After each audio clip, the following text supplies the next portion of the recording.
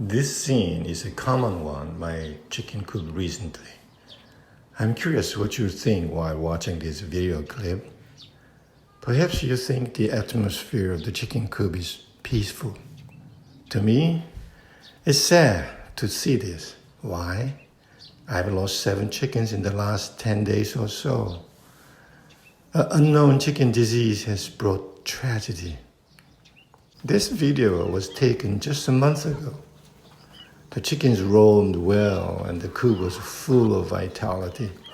I never even dreamed that about half of these chickens would die from disease, especially so early in their lives. It was a terrible feeling to collect and bury a dead chicken almost every day. After burying a member of our flock for the 7th time, I suddenly remember a superstition in my country. The myth says that if you dig a tomb before his resident has died, he or she will live long thereafter. So with my spirit grasping at straws, I dug an additional tomb in preparation for another casualty. I laugh at myself. A history professor who viewed himself as the embodiment of rationalism claimed by superstition. But the interesting thing is that the superstition turned out to be correct. Since preparing the provisional tomb, no additional chickens have died. Modern Western history can be divided into 2 periods, the era of faith and the era of science. With the rise of the modern era, people rebelled against blind faith. Behind this coup was belief in science. The French Revolution represents an early triumph of this belief structure. The core of the so-called Enlightenment that drove this revolution was breaking superstitions.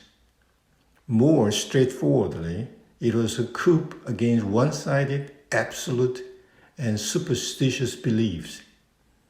In fact, the class hit hardest by the French Revolution was the clergy, not the ruling aristocracy. It was the French Revolution that ended the so-called Age of Faith. After the French Revolution, trends which will come to identify the Age of Science spread rapidly. Along with science, reason and rationalism have become prime mantras, concepts of a new era. Humans who left God felt free and began to have infinite confidence in their abilities. Members of many nations become passionate about scientifically proving their excellence. The so-called eugenics gained explosive popularity. Science also became important to the humanities. Even history became a handmaid to scientific attempts to prove national and racial excellency. Nazism was by no means a coincidence. After all, Nazism is viewed by many as the tragic fruit of the age of science. I'm not here to criticize science and to highlight the importance of religion.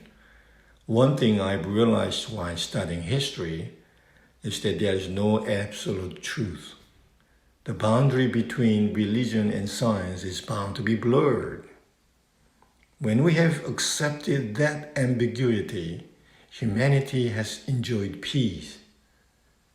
And when we have attempted to deny that ambiguity and give absolute credence to one side or the other, tragedy has followed.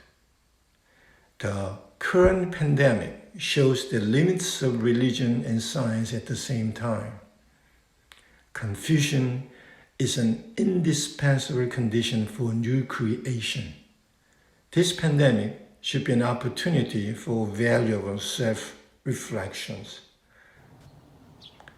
It is true that my excavation of an unclaimed tomb was superstitious, but it was ultimately a harmless act of pure faith. It seems that it is necessary to rethink the value of folk beliefs taken away in the name of science, decry as irrational or therefore supposedly useless superstitions. Thanks for watching.